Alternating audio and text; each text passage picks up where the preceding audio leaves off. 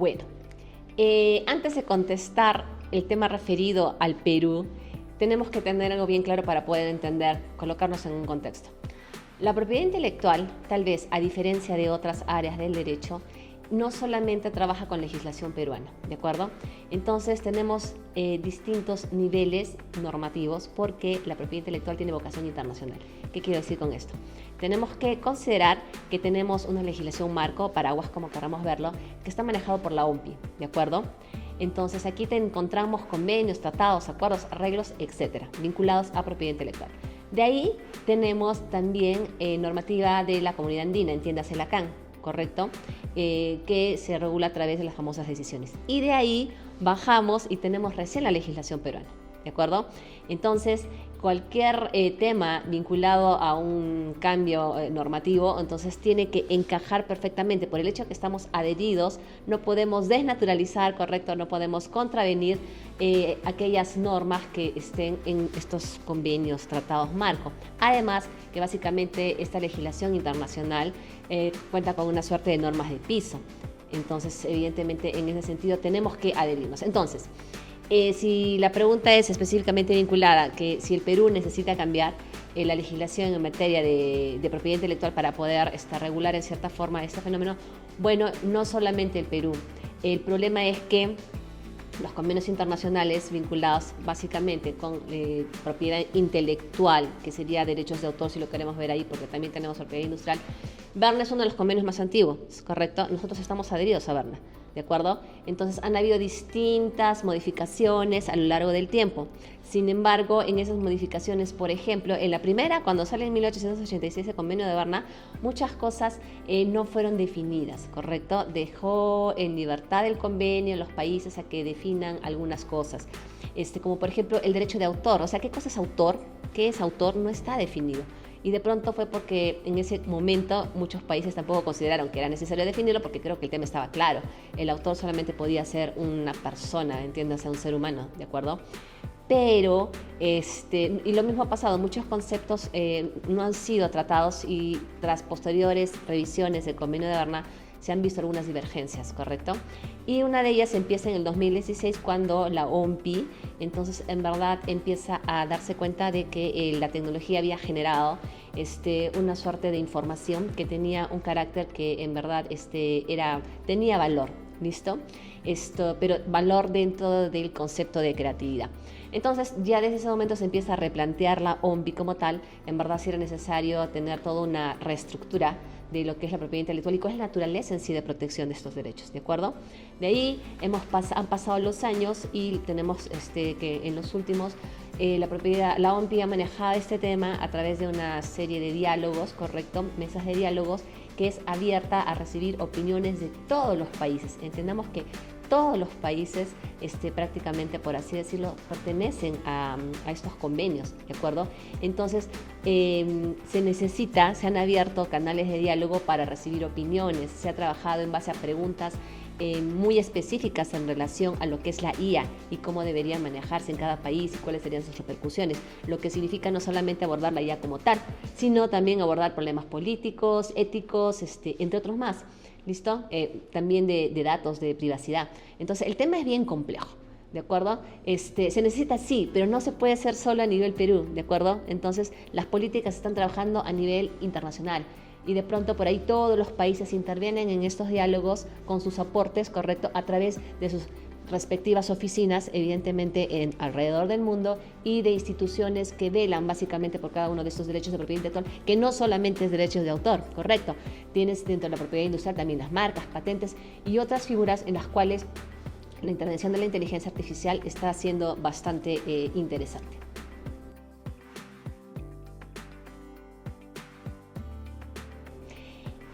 Si nos remitimos al Perú, creo que la respuesta cae por su propio peso de la explicación anterior, ¿de acuerdo? Como también en muchos otros países. ¿Por qué? Porque en realidad existe cierta resistencia en muchos países a reconocer que no es el autor el titular del derecho, entiéndase como persona humana, ¿de acuerdo? Sin embargo, sí también han habido hace algunos años algunas experiencias, básicamente en países asiáticos, que tendieron a reconocer que un determinado producto redactado por IA reunía las cualidades para ostentar el grado de autoría, ¿de acuerdo? O sea, como para que fuera a ser reconocido este producto como derechos de autor. No obstante, existe discrepancia en algunos países como para que pueda ser reconocido por derechos de autor, hasta inclusive por una suerte de competencia desleal, o incluso en algún momento también se está hablando de una marca registrada. Entonces no hay un consenso único de cómo resolverlo, ¿de acuerdo? Como vuelvo a repetir, muchos países no van por el hecho de reconocerle autoría a un sistema de inteligencia artificial. ¿Por qué?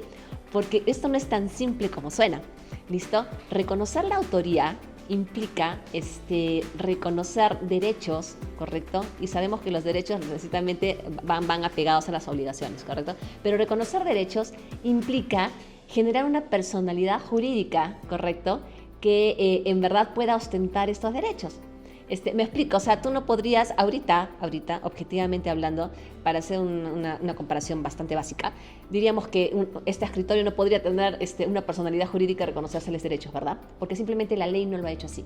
No obstante, recordemos que en la Comunidad Europea ya se empezó a discutir hace rato y se están aprobando normas vinculadas a la IA que en verdad también se han tomado mucho tiempo y que no están del todo precisas, sino es un marco bastante general, porque hay que ser muy prudente con este tema, o sea, puede abrir muchas posibilidades, a lo mejor estilo de películas futuristas que no sabemos a dónde nos pueda llevar, ¿de acuerdo? Entonces, en verdad, si hablamos de precedentes específicos, no los vamos a encontrar.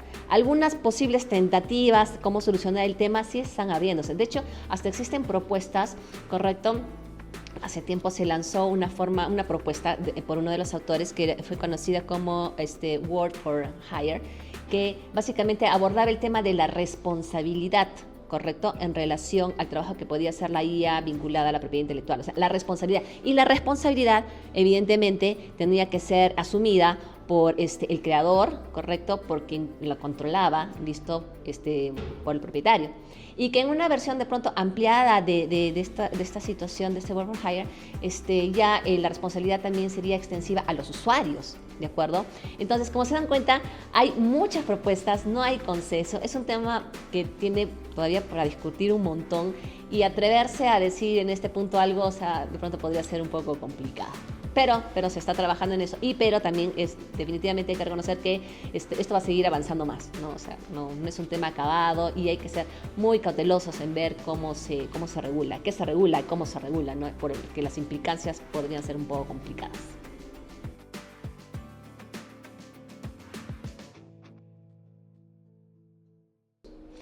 Ok, si hablamos de licencias, ¿correcto? Necesariamente tenemos que abordar un tema contractual, ¿listo? Y es claro que el derecho civil nos regula toda la cuestión de los contratos, ¿listo? Entonces, sus características, sus condiciones, requisitos para validez, todo, o sea, de ahí no hay nada nuevo, no estamos descubriendo nada.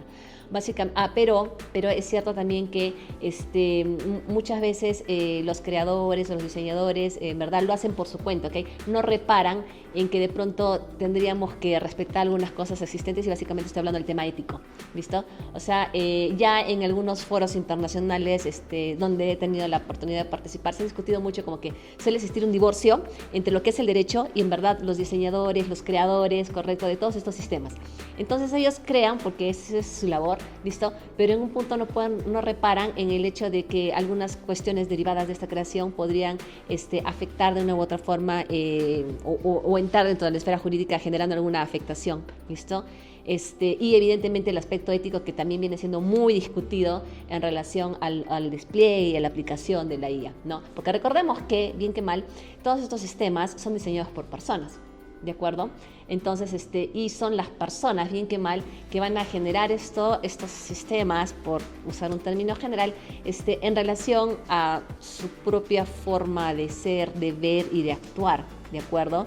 Entonces, es un poco delicado. Y, bueno, contractualmente hablando, no sé, seguimos por contratos, no hay más.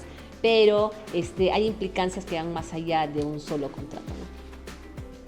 Muchas gracias por su atención y los invitamos a seguir estando atentos a estos temas vinculados con ULASAI Opina.